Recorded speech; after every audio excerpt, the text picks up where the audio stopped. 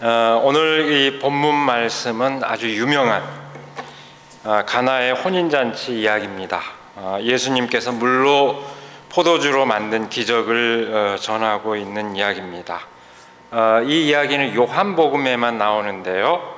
요한복음의 맥락에서 볼 때 예수님의 공생애에서의 첫 번째 사건이자 동시에 첫 번째 기적 이야기입니다.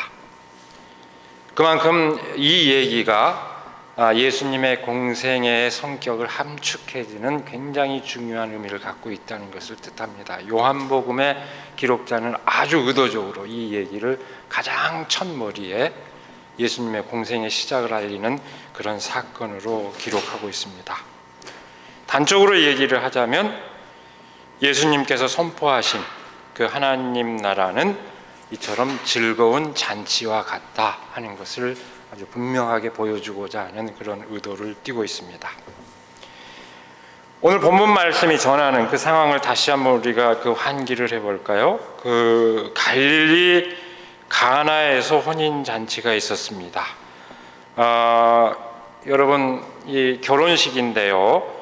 오늘날과 같은 우리의 그런 결혼식 상황을 연상하면 안 됩니다. 그야말로 축의금을 내고 한 끼 식사를 하고 깔끔하게 흩어지는 그런 풍경이 아닙니다. 집에서 결혼식이 이루어지고 그야말로 종일 결혼잔치로 요란 법석한 그런 상황입니다. 우리의 옛 전통 결혼 방식도 되게 유사하죠. 근데 그 결혼잔치에 예수님과 어머니 그리고 제자들이 초대를 받아서 참석하고 있었습니다. 그런데 잔치에 빠져서는 안 되는, 빠질 수 없는 포도주가 떨어졌습니다. 그때 예수님의 어머니가 예수님께 말합니다. 근데 여러분, 이 대화의 상황을 보면 조금 묘하긴 합니다. 전체적인 맥락으로 볼 때 예수님의 가족이 잔치의 주빈인지 아닌지 분명하게 기록되어 있지 않고 예수님이 꼭 주빈인 것 같지 않은데 이런 상황이 발생을 하죠. 근데 거기까지 그런 대로 이해할 수 있습니다. 누구든지 술이 떨어졌으면 그것을 먼저 확인한 사람이 그 말을 할 수 있기 때문입니다. 근데 진짜 이상한 것은 어머니의 말에 이어지는 예수님의 대꾸입니다. 여자여, 그것이 나에게 무슨 상관이 있습니까? 아직도 나의 때가 오지 않았습니다. 아들이 어머니에게 말하는 말투로서는 상당히 무뚝뚝한, 무례한 그런 표현입니다. 일단 이 표면적인 그 언어로 볼 것 같으면 이 대답은 어머니의 요청을 거부한 것으로 보입니다. 무슨 상관이요? 나의 때는 아직 멀었습니다. 하는 그런 의미를 그 언어 자체로 보면 그런 뜻을 함축하고 있는 것으로 보입니다. 여기서 말하는 나의 때라는 건 뭘 말하는 것일까요? 그것은 예수님 자신의 정체를 온전히 드러내는 때, 그렇게 이해하면 될 것입니다. 아직 그때가 아니니 잠시만 기다리시라, 이 말 뜻을 헤아려 볼 것 같으면 아마 제가 보기엔 조금만 기다려 보시라, 이런 정도의 의미일 것 같은데요. 그런 얘기입니다.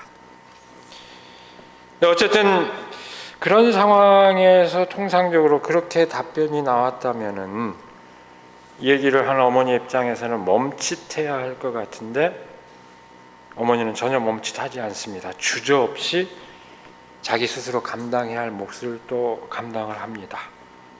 이 어머니는 사람들에게 그가 시키는 대로 해라, 예수께서 시키는 대로 할 준비를 해라, 이렇게 일러줍니다. 바로 그 대목에서 예수께서는 바로 방금 전에 보였던 태도와는 달리 사람들에게 뭔가를 얘기합니다.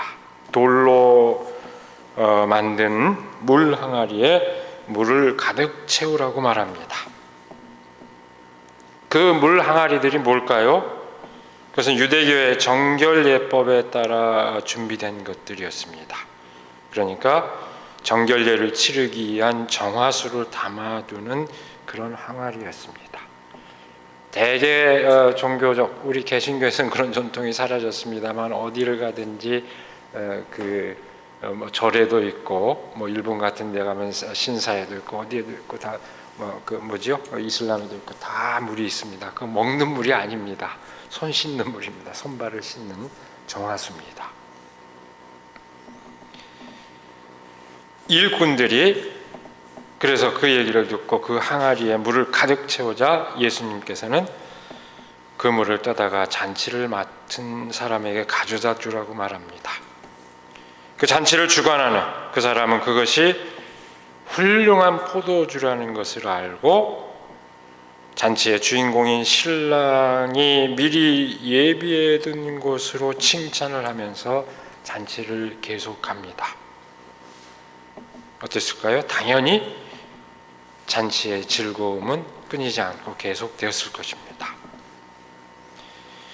이 오늘 본문 말씀은 예수님께서 이 첫 번째 기적을 통해서 자신의 영광을 드러냈고 제자들이 비로소 예수님을 믿게 되었다고 이렇게 전하고 있습니다.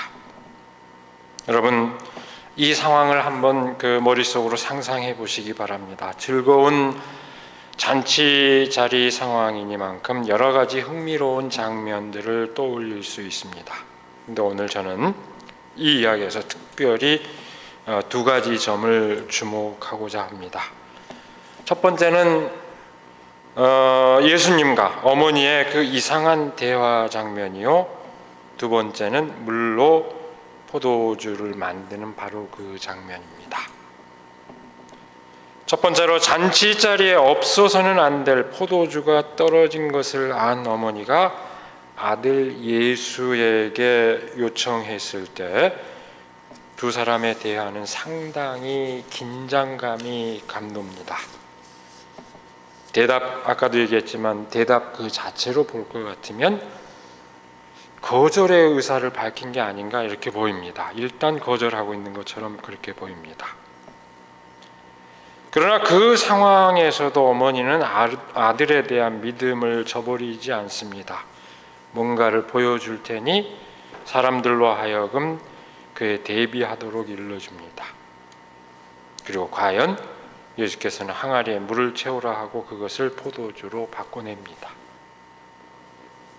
도대체 이 긴장감 도는 대화의 상황이 뜻하는 바가 뭘까? 여러분, 요한복음에서는 이 대목에서 비로소 어머니가 등장합니다. 뭐 성모 마리아라든지 이런 관념도 없고 어떻게 아이를 키웠고 이런 얘기 전혀 없다가 처음으로 이 대목에서 어머니가 등장을 합니다. 여기서 이렇게 처음 등장하는 이 어머니는 아들 예수의 정체를 드러내주는 일종의 촉매자로서 예수님의 정체를 세상에 알려주는 그걸 드러내주는 촉매자와 같은 그런 역할을 맡고 있습니다. 긴장된 대화의 장면은 다분히 요한복음 저자의 의도성을 드러낸다고 할 것입니다. 이제부터 보여줄 사건은 이게 보통 사건이 아니다. 예수 그리스도의 정체를, 그의 사역의 본질을 드러내주는 그런 사건이라는 것을 알고자 하는 일종의 복선에 해당합니다. 자, 이제부터 긴장하시라. 예수님이 이렇게 그 어머니의 대화 속에서 이미 이 사건을 주목하게 만드는 그런 복선과 같은 대화의 장면입니다. 여기서 예수 그리스도의 정체를 드러내는데 주도적인 역할을 감당한 어머니 마리아는 그야말로 신실한 유대 백성, 이스라엘 백성의 대표격으로서 역할을 맡고 있습니다. 마리아는 하나님의 옛 약속을 기억하고 마침내 그 약속이 성취될 때가 이르렀다는 것을 아들 예수를 보고 직감합니다. 그리고 그것을 요청합니다. 아들에게 요청합니다. 그렇게 해서 그 자리에 함께한 모든 사람들에게 그 정체를 드러내게 해줍니다. 여기서 예수님께서는 결국 기적 사건의 주인공으로 등장하지만 마리아의 신실한 믿음에 근거한 요청에 응하는 태도를 취하고 있다는 점에서 그 놀라운 기적을 내보이는 데서 상당히 수동적으로 응하는 듯한 그런 태도를 보입니다. 일방적으로 행하는 것이 아니라 분명한 그 기대와 요청에 응하는 태도를 취하고 있습니다. 마지막 구절이 말하고 있듯이 그 기적을 통해서 자신의 영광을 드러냈다고 했는데, 그렇다면 아예 처음부터 자 봐라 하고 그럴싸하게 행동을 했다면은 우리가 통상적으로 생각할 때 사람들이 예수님의 권능을 더 쉽게 알아보지 않았을까 이렇게 생각할 수도 있는데, 예수님은 그런 행동 방식을 취하지 않았습니다. 마치 자신과는 상관없는 일인 듯이 반응을 보이다가 어느 순간에 그 필요를 알고 문제를 해결하는 태도를 취합니다. 이것은 전적으로 사람들의 필요에 응하는 예수님의 태도를 보여줍니다. 복음서에 등장하는 예수님의 기적 이야기의 전형적인 패턴입니다. 이 요한복음서는 굉장히 다른 방식으로 기록하고 있음에도 불구하고 그 점에 있어서는 일치를 보이고 있습니다. 여러분, 제가 기적 얘기를 본문으로 대할 때마다 얘기했습니다마는 이 기적은 초자연적인 능력을 과시하는 그런 차원에서 행해진 것이 아닙니다. 절실한 사람들의 필요에 응하는 행위로서 기적이 행해진 것입니다.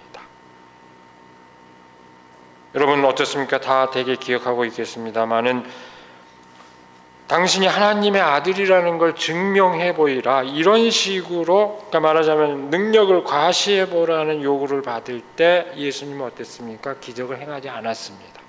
그럴 땐 기적을 거부합니다. 반면에 사람들이 절실히 바라는 그 어떤 것, 그 요구가 있을 때 예수님은 그 요구에 응해서 기적을 행하는 것으로 복음서는 일관되게 전하고 있습니다. 그것이 바로 예수의 영광의 실체입니다. 첫 번째 기적부터 그 성격은 분명했다는 것을 이 요한복음은 이 대목에서 보여주고 있습니다. 두 번째로 물을 포도주로 만든 사건. 이게 오늘 얘기의 본질적인 얘기인데요. 저는 이 얘기는 아주 굉장히 통쾌한 그런 이야기라고 생각합니다.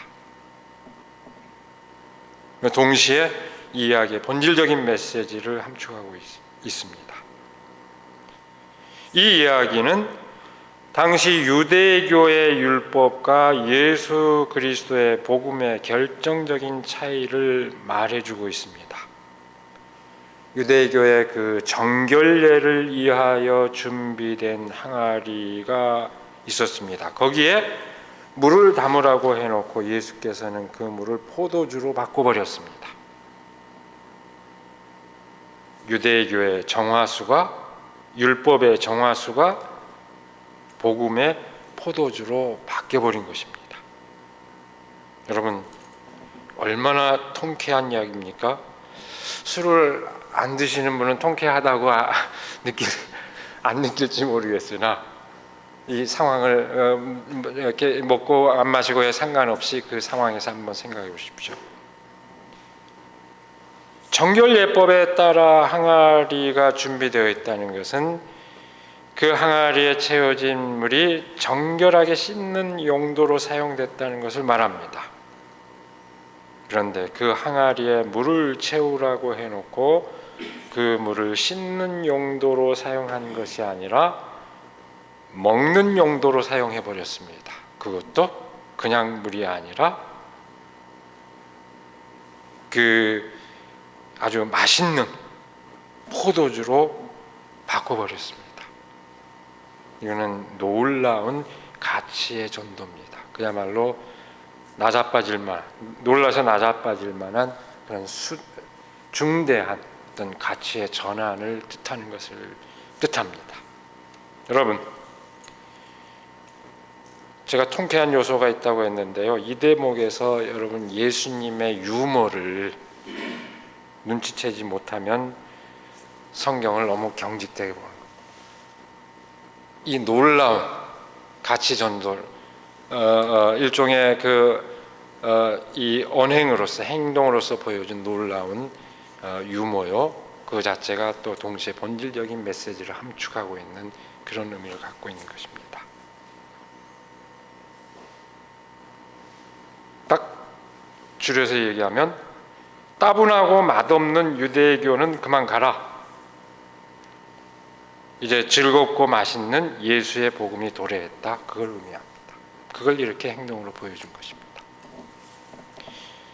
요한복음의 시대적 배경 자체가 이 메시지를 더욱더 분명히 해줍니다. 이 요한복음이 기록된 그 시기는 그 당시로서는 아직 그리스도인이라는 이름도 제대로 붙어있지 않은 상황이었습니다만 정통 유대인들이 이상한 복음이라고 하는 것을 따르는 사람들을 내몰아내는 그런 시기였습니다.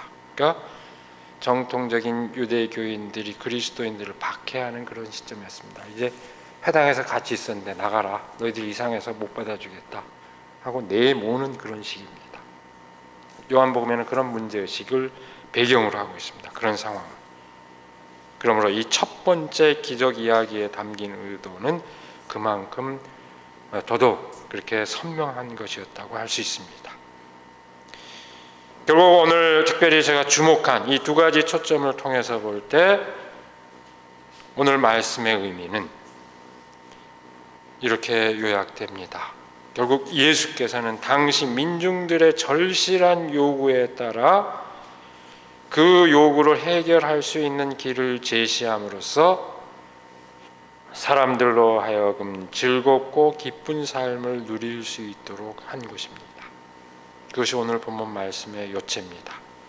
그것이 이 요한복음이 전하는 예수님의 공생의 첫 번째 사건, 첫 번째 기적 이야기가 함축하고 있는 뜻입니다. 혼인잔치가 계속되는데 포도주가 떨어져 버린 상황, 그것은 사람들이 처해 있는 삶의 상황이었습니다. 그런 상황에 처해 있는 사람들에게 그 결여를 채워주겠다는 종교가 어떤 역할을 했을까요? 그 당시 유대교가 어떻게 했을까요? 손부터 씻어라, 발부터 씻어라, 이렇게 요구를 했습니다. 요구를 헤아리고 그 요구를 근본적으로 해결해 주기보다도 우선 손부터 씻고 발부터 씻고 들어와라, 교리에 어긋나서도 안 되고 교회법에 어긋나서도 안 된다 하는 그런 요구를 한 것입니다. 반면에 예수님께서는 그 모든 것을 넘어 사람들에게 가장 절실한 요구에 응하셨습니다. 사람들의 보편적인 요구, 그 갈망에 응하신 것입니다. 그것이 자신의 어떤 능력을 과시하는 것에 지나지 않는다면 주저하지만, 그것이 사람들의 절실한 필요에 따른 것이라면 서슴없이 나섰습니다. 그것이 하나님의 마음, 하나님의 뜻이라는 것을 스스로의 그 언행으로 보여주셨습니다. 어머니와 예수의 긴장감 도는 대화는 그 극적인 의미를 강조하고 있는 그런 의미를 이미 앞서서 그걸 강조하려는 그런 뜻을 갖고 있는 것입니다. 어쨌든 그렇게 해서 일어난 그 사건은 종교적 믿음과 세계관, 더불어 사람들의 그 삶의 방식의 일대 전환을 뜻하는 것입니다.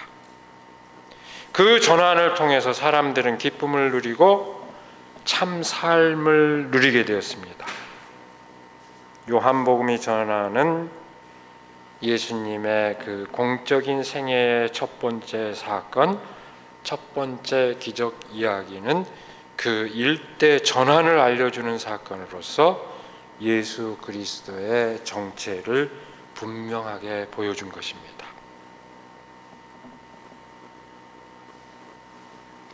여러분, 우리는 이미 지난 한 해를 지나면서 이 세계의 급격한 변화, 또 특별히 종교적인 믿음의 급격한 전환이 요청되는 시대 한가운데 우리가 있다는 것을 실감하고 있습니다. 특별히 종교적 믿음이 어떻게 변화되어야 할지 하는 문제와 관련해서 저는 이 시간에 우리가 여러 차례 간헐적으로 생각을 나눴습니다만 또다시 저는 지난해 우리가 겪었던 두 가지 그 계기를 통해서 이 문제를 다시금 이 시간에 생각해 보고자 합니다. 우선 첫 번째는 코로나19 그 위기 그 자체가 주는 교훈입니다. 누차 얘기해 왔지만 이건 사실 코로나19 위기는 새삼스럽게 그 위기를 촉발시킨 계기라기보다는 이미 오래전부터 있어왔던 위기를 드러내주고 더욱더 과속화시켜준 그런 계기로서 의미를 갖고 있다고 생각합니다. 코로나 때문에 비로소 세계의 위기, 교회의 위기가 생긴 게 아니라 이미 오래전부터 있어왔던 그 위기를 세계적 차원에서, 사회적 차원에서든 교회적 차원에서든 이 코로나19가 극명하게 드러내주는 그런 역할을 했다는 얘기입니다. 그런 점에서 이 시간에 다 얘기할 수 없고 특별히 우리 교회, 종교와 관련해서 얘기한다면 우리 사회에서는 바로 이것을 통해서 사회적 공공성을 배제하고 사람들의 보편적인 요구를 외면한 채 자기만의 세계, 자기만의 교리를 강조하는 그 종교 집단의 문제가 아주 극명하게 드러났다고 생각합니다. 제가 더 긴 설명을 하지 않아도 우리가 다 알고 있죠. 신천지의 문제가 드러났습니다. 정광훈으로 대표되는 극우 보수 세력의 문제가 확연히 드러났습니다. 그리고 최근에는 배타적이고 공격적인 해외 선교를 주도한 소위 인터콥, 그리고 BTJ가 BTS 비슷한 게 아니고 백투 예루살렘, 다시 예루살렘으로 돌아가자, 그런 그 의미를 함축하고 있다고 하는데 BTJ 열방센터의 문제가 드러났습니다. 이들의 태도는 온 인류가 겪고 있는 위기의 상황 가운데서 교회가 어떤 태도를 취해야 할지 다시 되돌아보게 해주는 일종의 반면교사, 저러면 안 되겠구나 하는 것을 깨닫게 해주는 그런 역할을 해주고 있다고 생각합니다. 이것이 첫 번째, 오늘 우리가 지난해 올해 이렇게 넘어오면서 새삼 보게 되는 교회의 위기의 한 측면입니다. 그렇게 코로나19 위기가 어쩌면 보다 폭넓은 차원에서 교회의 그 위기의 실상을 드러내 주었다면, 두 번째, 이건 저의 경험이 특히 이제 배어 있는 것이긴 합니다만, 두 번째로는 차별금지법을 둘러싼 이 교회 안에서의 논란, 이것은 더 좁고 더 깊은 차원에서 교회의 위기를 적나라하게 드러내 주었다고 생각합니다. 특정한 인간 존재 자체를, 그것이 우리 보통 사람들하고 다르다고 해서 인간 존재 자체를 거부하고 배제하는 논리가 교리와 교회법으로 정당화되는 광기의 현상을 우리는 지금 목도하고 있습니다. 그리스도의 사랑의 복음이 율법주의에 묶여버리는 어처구니 없는 사태를 우리는 목도하고 있습니다. 바로 그 점에서 저는 독선에 빠져있는 극우 기독교와 바로 이 차별금지법에 반대하는 논리를 전개하는 그 기독교가 공통의 기반 가운데 서 있다고 생각합니다. 자신들은 그렇지 않다고 어떻게 우리가 정광훈과 같을 수 있냐라고 얘기를 하지만 저는 똑같은 논리적 기반 위에 서 있다고 생각합니다. 그것이 한국교회의 고질적인 병폐, 이것이 더 적나라하게 차별금지법을 둘러싼 논란은 드러내주고 있습니다. 저는 지난 주간 금요일 기장총회 105회 총회 1차 실행위원회에서 또다시 수많은 비난자들로부터 교회와 사회위원회가 차별금지법 입장을 천명했다는 이유로 공격을 당해야 했습니다. 저만 나서면 이렇게 사람들이 환영을 하는지, 저만 나서면 시간이 회의 회무가 길어지니까 좀 짧게 하겠다고 하지만 그렇게 하지 않아서 무려 이러저런 계기를 통해서 3차례 보고를 해야 되는데 계속해서 공격을 당했습니다. 참으로 서글펐고 몸과 마음이 정말 무거웠습니다. 마음만 무거운 게 아니라 몸도 정말 무거워졌습니다. 코로나19 위기로 지난해 9월에 끝났어야 할 총회가 정회와 속회를 거듭해야 했고 그 가운데 대면과 비대면을 왔다 갔다 하면서 진행하다가 무려 4개월에 걸쳐 지난주 목요일이죠. 목요일에 1월 14일에야 마무리된 셈인데요. 그야말로 정회도 없이 정회하지도 않고 5시간을 회의를 전국을 8개 권역으로 나눠서 모여서 다 온라인으로 연결해서 회의를 진행하는 그런 상황이었는데 그 가운데서 3차례나 나서 보고하면서 번번이 공격을 받아야 했습니다.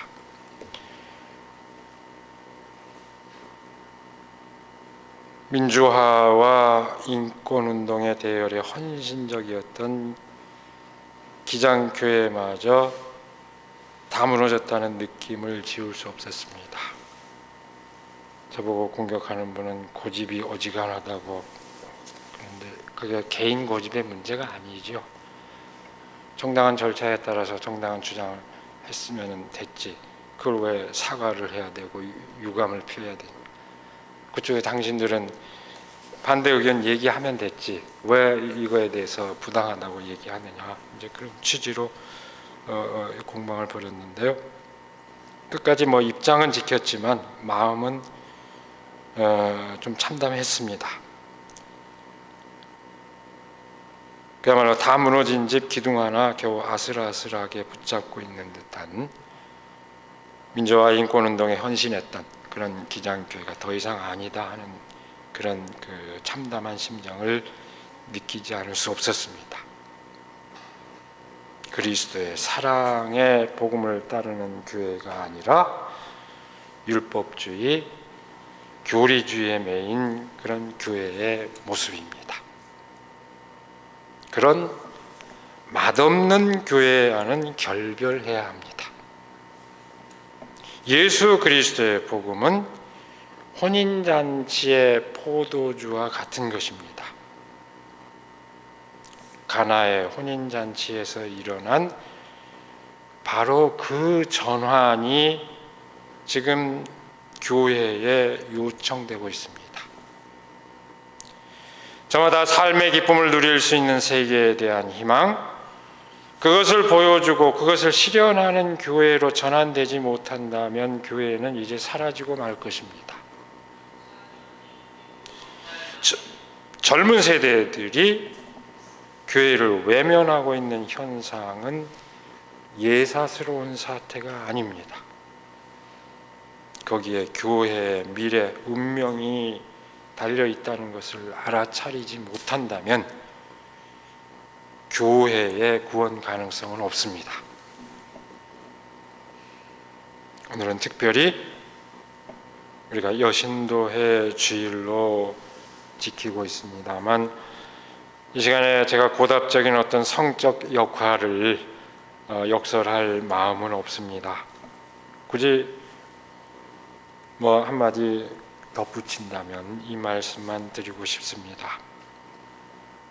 예수 그리스도의 정체, 곧 예수 그리스도의 그 사역의 본질을 드러내게 해준 마리아의 그 역할이 오늘 우리 모든 그리스도인들에게 요청되고 있습니다. 우리가 정말로 예수님의 복음의 본질을 드러내주게 하는 그런 역할을 감당해야 합니다. 하나님께서 인간을 사랑하시고 진정으로 인간에게 평화롭고 아름다운 삶을 선물하시고자 한다는 그 약속에 대한 신실한 믿음으로 함께 나가기를 바랍니다. 그렇게 하나님께서 이끄시고 예수 그리스도께서 일으키신 그 기적에 동참하는 우리들이 되기를 이 시간에 간절히 기원합니다. 기도하겠습니다. 오늘도 우리에게 복된 날을 허락하여 주시고 특별히 여신도 주일로 지키며 새삼 우리가 헌신의 결의를 다지게 하여 주시는 그 은혜를 감사드립니다. 하나님, 예수 그리스도께서 율법의 정화수를 복음의 참 포도주로 바꾸면서 참 하나님 나라의 그 모습이 어떤 것인지, 인간을 올가매는 모든 족쇄를 떨쳐버리고 진정으로 삶의 기쁨을 만끽할 수 있도록 해주신 그 복음의 의미를 우리에게 일깨워 주신 것을 다시금 새기게 하여 주시고, 우리가 그 복음의 본질을 드러낼 수 있는 그 저마다의 역할을 감당할 수 있도록 하나님 함께하여 주시옵소서. 오늘 특별히 헌신을 다지는 여신도들에게, 또한 더불어서 함께 말씀의 의미를 깨닫고 결의를 다지는 우리 모두에게 함께하여 주셔서 그처럼 참 기쁨의 삶을 누릴 수 있도록 하나님 함께하여 주시옵소서. 우리 주 예수 그리스도의 이름으로 기도드리옵나이다. 아멘.